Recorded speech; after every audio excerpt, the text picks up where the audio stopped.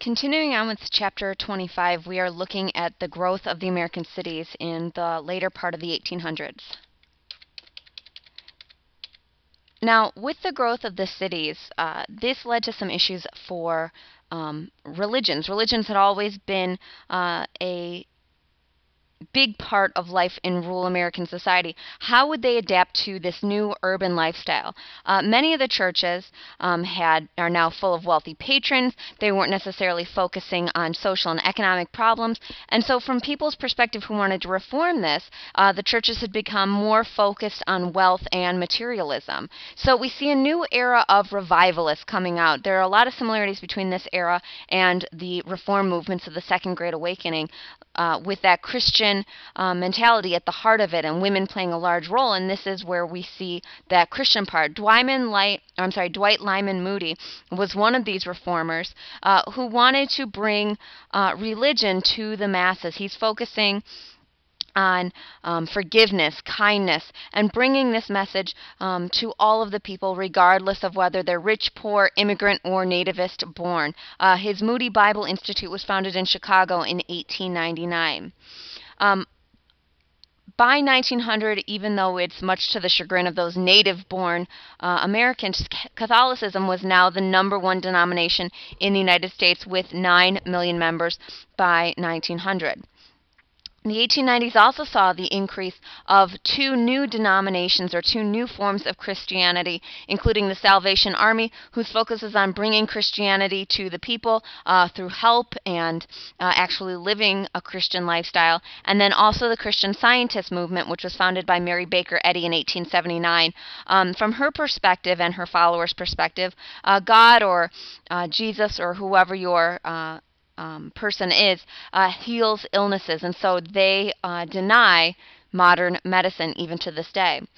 We also see the creation of both the YMCA, the Young Men's Christian Association, and the YWCA, the Young Women's Christian Association, focusing on combining physical education, religion, and education, which we obviously still have the YMCAs today.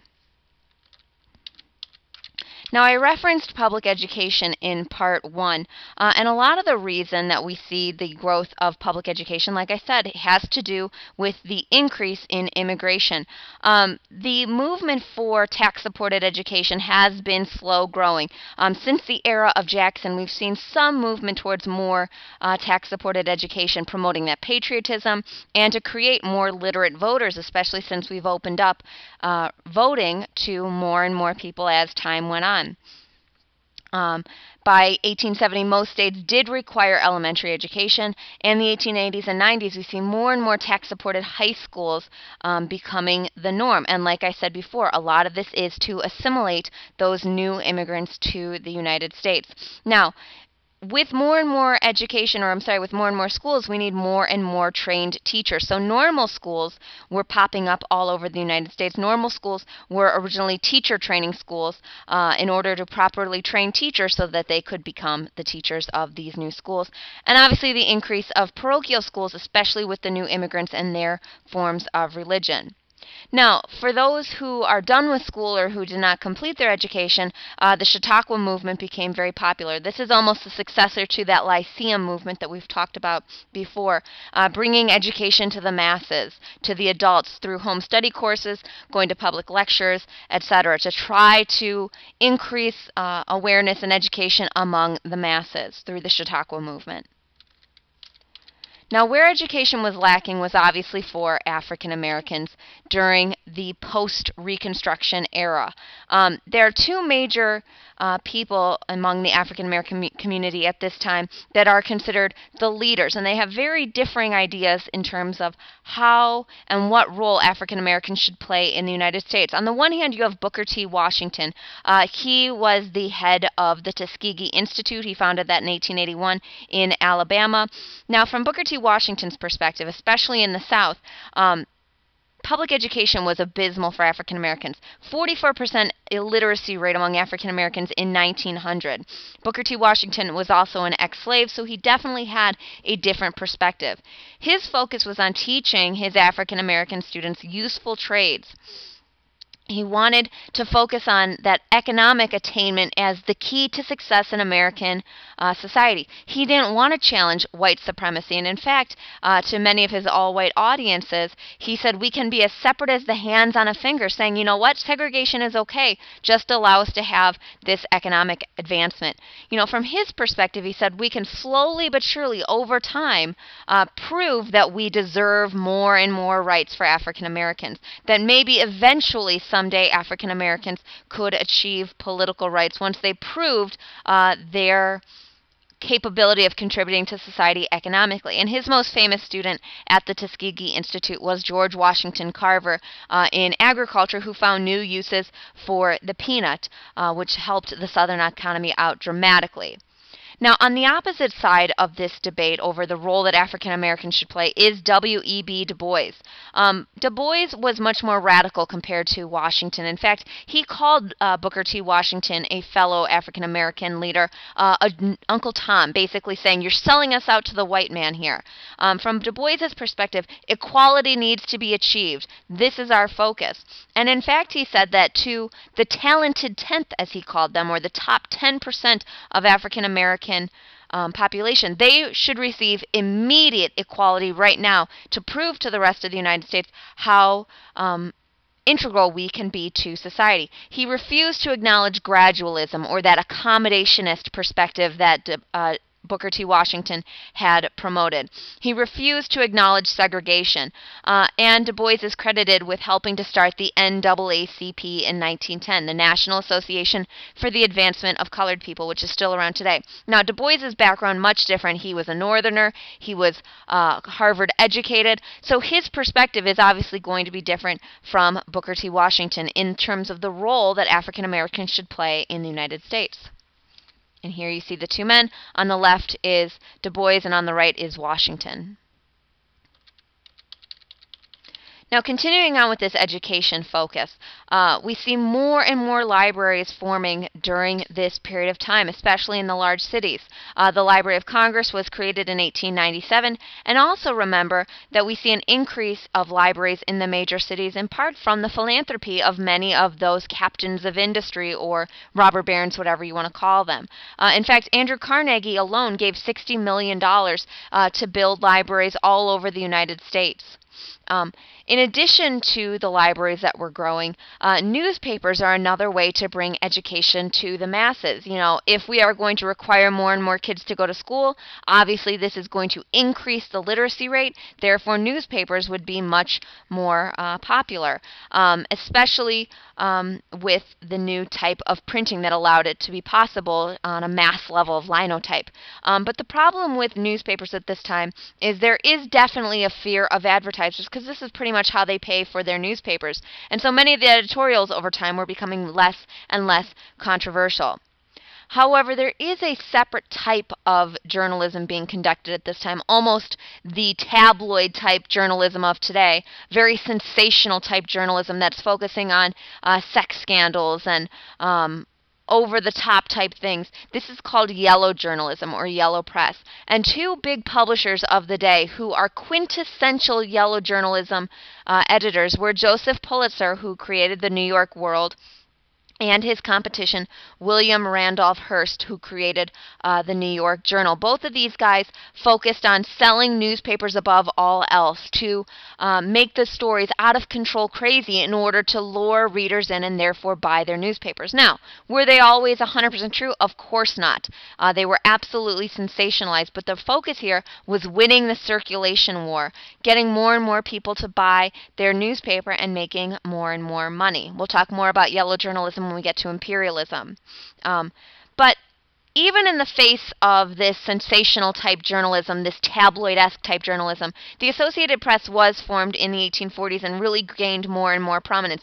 This is real journalism as we think of it today, that is researched, that uses professional journalists, etc., and it was syndicated, meaning Associated Press stories would be read all over the United States, and this is obviously still around today as well, the AP.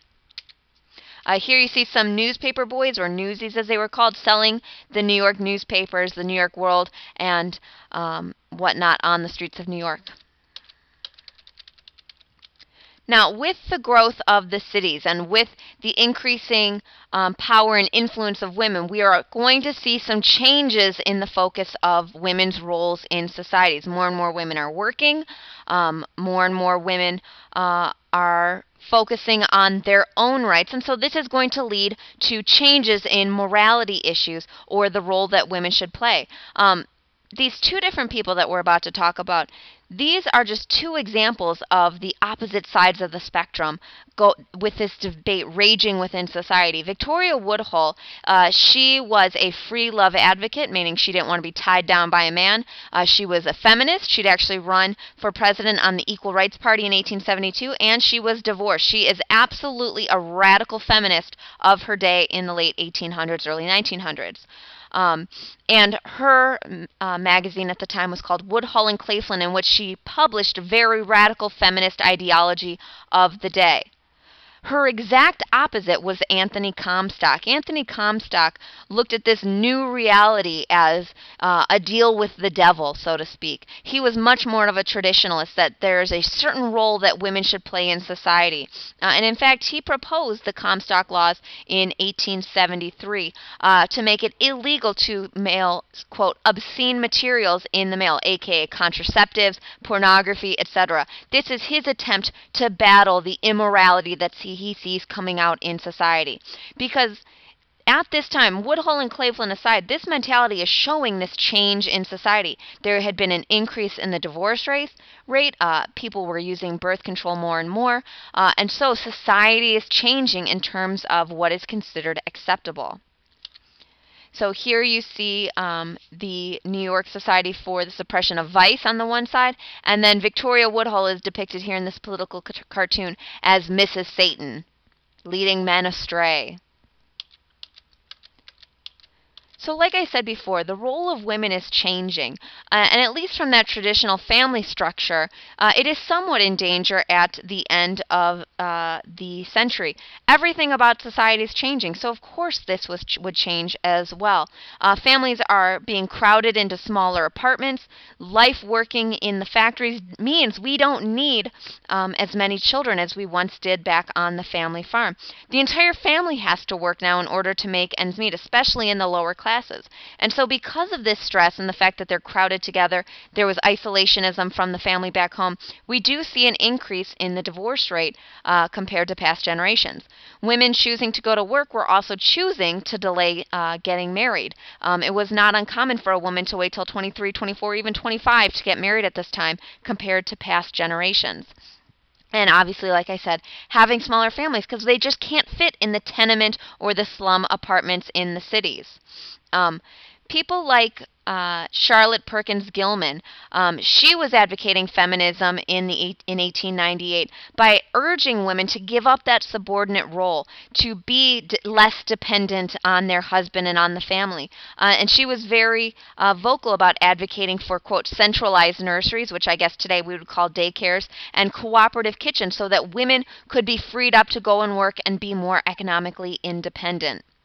Now, when it comes to the right to vote or the right of suffrage, we see the creation of the National Women's Suffrage Association that had originally been started by Elizabeth Cady Stanton and Susan B. Anthony. That cause was now going to be taken up by Carrie Chapman Catt in 1900, focusing on helping women gain the right to vote. Their focus was on women are the caretakers of society. Why shouldn't they then be allowed to voice their opinion on how that society should be run? And so long before the 19th Amendment to the Constitution was ratified that granted women the right to vote nationally, women were being granted the right to vote on a state-by-state, territory-by-territory basis, especially out west. Wyoming Territory had given women the right to vote way back in 1869. So this is a long process, obviously starting with that Seneca Falls Convention in 1848, all the way up until 1920 with the passage of the 19th Amendment, which we'll talk about later on. But black women, though, unfortunately, at this time, were excluded specifically from the suffrage movement. Many of the white women in the National Women's Suffrage Association were fearful that to include black women would only make it more difficult for them to achieve their goal. And so we see a separate organization, the National Association of Colored Women, formed in 1896 to promote that right to suffrage. Now, like I said before, there are a lot of similarities between that Second Great Awakening reform movements and this era as well. Obviously, women are at the heart of it. There is somewhat of a focus on Christian values, and there are focuses on reform. The women's right to vote, which is going to continue on, like I said, until 1900. More feminist ideology. We also see a focus on temperance, which means to get rid of alcohol, especially from a middle-class perspective, that alcohol is almost an assault on society. That this is the way for the immigrants to be drunk and to not bring their money home, etc. But from the immigrants' perspective, this is the middle class putting their values on them. This is an assault on that working class. And so several organizations formed during this time to promote the temperance movement that is obviously going to continue on until the 18th Amendment was ratified, which prohibited alcohol on a national level. The National Prohibition Party formed in 1869. Obviously, they want to get rid of or prohibit alcohol. The Anti-Saloon League formed in 1893, focusing for statewide prohibition. So long before the 18th Amendment was ratified that put it on a national level, the Anti-Saloon League was actually successful at getting local areas and states to get rid of alcohol altogether. And we've already talked about this to some degree with those Maine laws of 1851 back in the day. Another organization formed at this time is the American Red Cross in 1881 with Clara Barton, obviously bringing supplies and help to those who need it the most. Here you see a picture of Carrie Nation. She was a very famous person in the fight against alcohol. She would take her axe into bars and chop up the bars, and so she became almost this quintessential image of the temperance movement. And that's it for Chapter 25.